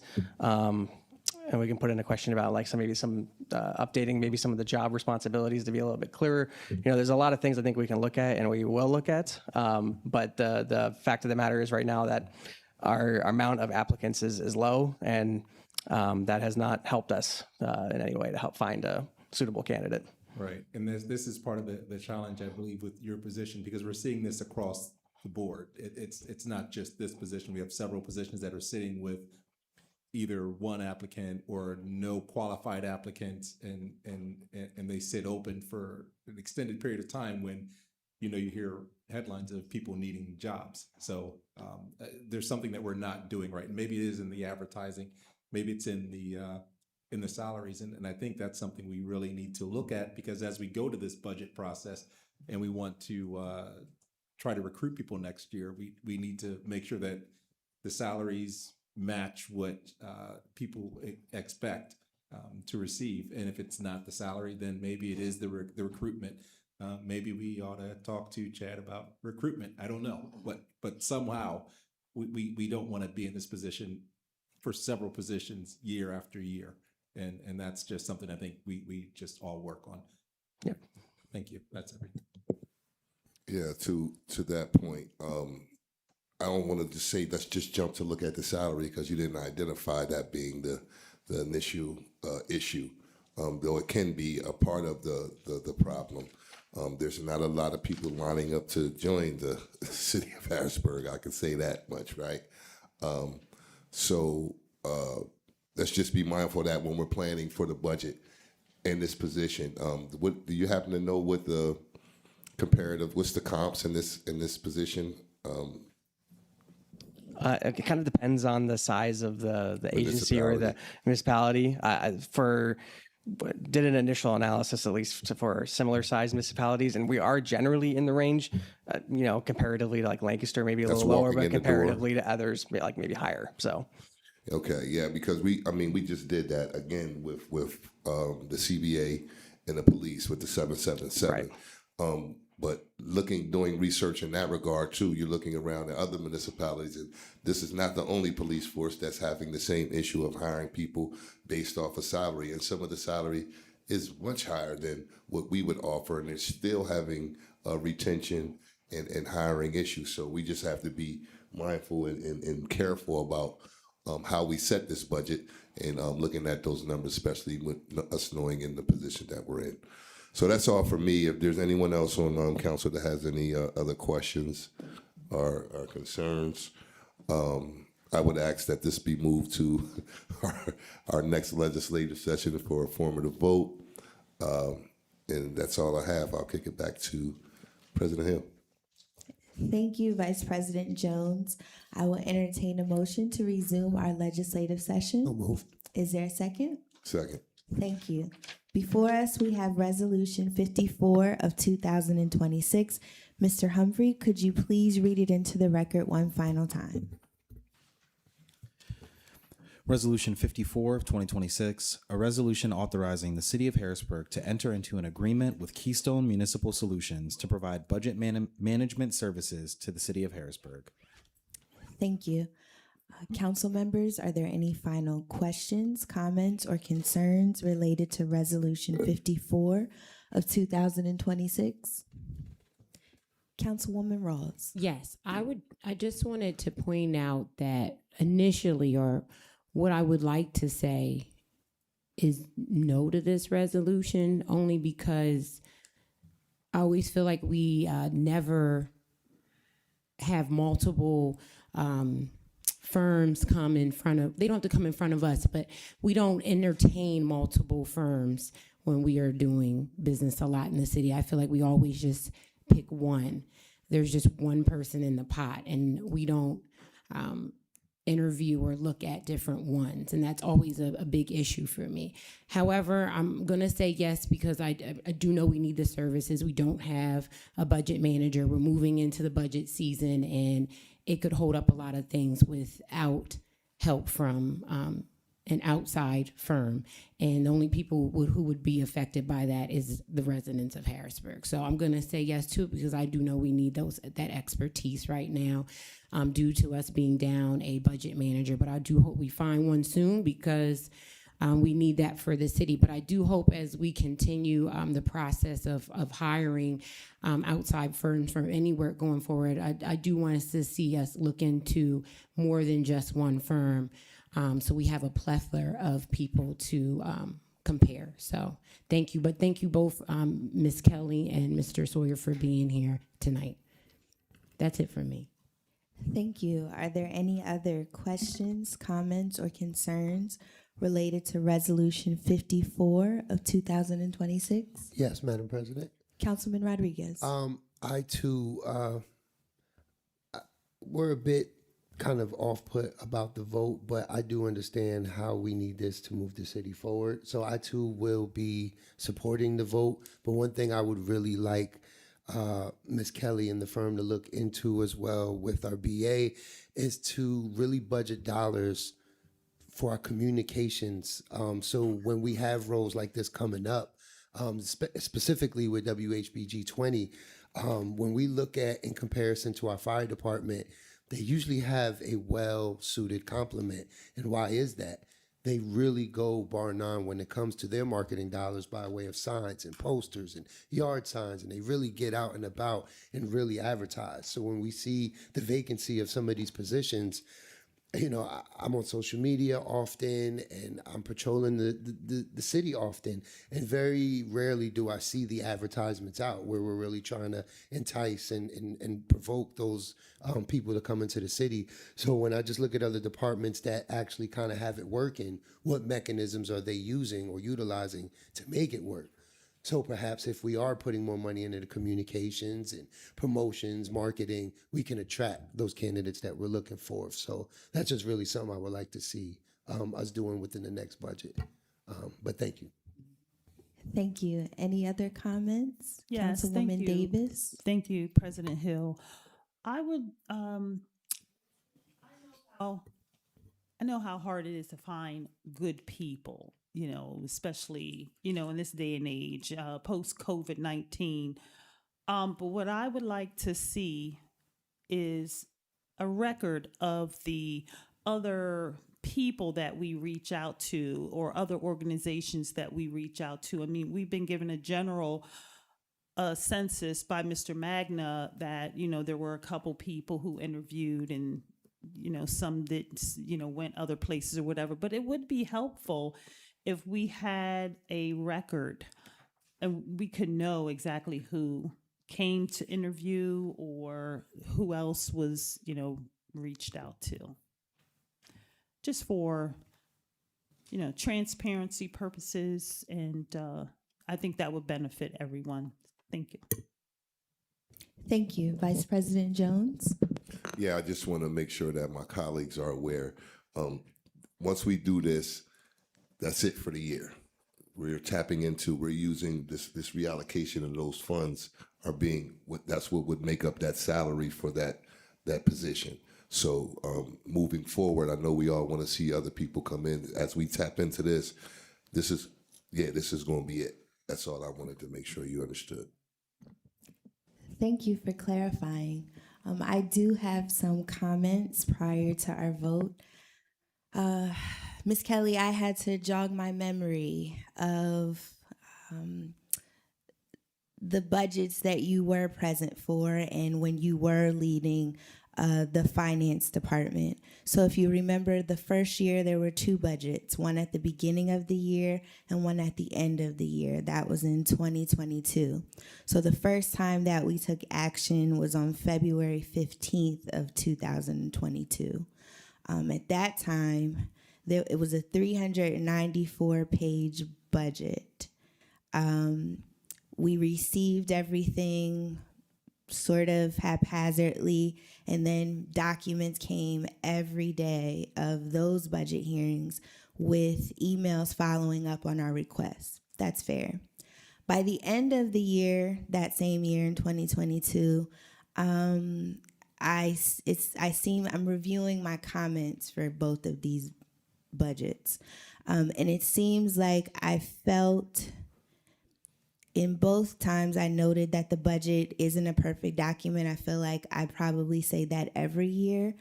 But in this instance, everyone got raises without clear justification. So I'm happy to report now we have clear performance evaluations to gauge those metrics. In December of 2023, however, I would like to note that I had expectations coming into that budget process. However, I immediately had to reset because we did not receive the budget binder until well after the meeting that the proposal was introduced concluded on Tuesday, November 28th, 2023. Upon reviewing that bound document, there was missing information. We received a binder document the first week of the budget hearings, and then each day upon our arrival to the hearings, we received additional documents. It was overwhelming, it felt rushed, and it felt like we were supposed to accept what was proposed with no line of questioning. I noted that at that time, we were seeing the results of an ill-planned city reorganization at play. And as a result, there were delays because council members were doing our due diligence to ensure that we had every piece of information that could inform our decisions. Council members were forced to respond in real time to information we just received. And I didn't think it was fair then to my fellow council members, residents, or members of the public. At that time, 957 people viewed the meetings and 11 were watching that current final meeting. Some of the documents we received were still warm, as if they were just freshly printed, leaving us to question, were they just written? So these are comments, and you were serving as the finance director at that time. So I don't know if you took responsibility for all of this dysfunction or if Mr. Brooks, the former budget manager, took the responsibility for the, I'll say, lack of communication over that time span. So as a result, in my review of all of these comments, I really don't feel confident in your ability to assist the city of Harrisburg in delivering a budget for the 2027 fiscal year. I would hope that if there are internal applicants that are capable of doing this job, that they seriously be considered.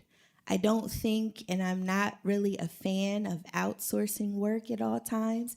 At some points, I do believe the people that are right in front of you might be the best fit for a role. I don't believe this all the time, but in this instance, I do. So I will be voting no on Resolution 54 of 2026. If there are no further comments or questions, Mr. Humphrey, could you please call the vote? I just had one. Thank you for jogging my memory of your past comments from those budgets, President Hill. That makes me double think or what my decision will be on that vote, because I do remember that budget season. Thank you for your comments. You're welcome. Mr. Humphrey, could you please call the vote? Ms. Davis, Yes. Ms. Green, Yes. Mr. Jones, Yay. Mr. Lawson, Yes. Ms. Rawls. No, after that refresher, my vote will be no. Mr. Rodriguez, Yes. Ms. Hill. No. Resolution 54 of 2026 passes by a vote of 5 yeas to 2 nays. Thank you. Is there any old business for discussion, council members? Okay, seeing and hearing none. New business, Councilman Rodriguez. Thank you, Madam President. Just wanted to send out a reminder. Hotspot Saturday season is in full-fledged. This Saturday, we will be meeting the 27th of June from 10 a.m. to 12 p.m. Southside Boys Club. Please join us for a cleanup of our community. All gloves, pickers, wheelbarrows, etc. will be provided. So please bring your spirit for cleanliness and stewardship of the environment for the city of Harrisburg. And we hope to see you out there at the Southside Boys and Girls Club from 10 a.m. to 12 p.m. Come join the fight against illegal dumping and litter in the city. Thank you. Thank you, Councilman Rodriguez. Any other new business? Just have 3 notes before we conclude. As I noted during our legislative session, an executive session was held prior to the start of tonight's legislative session to discuss legal matters. Second, the 3rd and final public workshops for Revitalize Downtown Harrisburg will be held on Thursday, June 25th, 2026, from 1 p.m. until 3 p.m. and 6 p.m. until 8 p.m. at Harrisburg High School Sci-Tech campus located at 215 Market Street. And finally, I would like to wish our research analyst, Jamani Fallings, who will be moving on to her next opportunity, the best of luck in all of your future endeavors. Thank you for all of your assistance, your sound research, and your social media savvy that you provided Harrisburg City Council during your tenure as our research analyst. So we wish you all the best, and thank you for your service. Thank you very much. I will entertain a motion to adjourn. So moved. Is there a second? Second. The time is 8:20.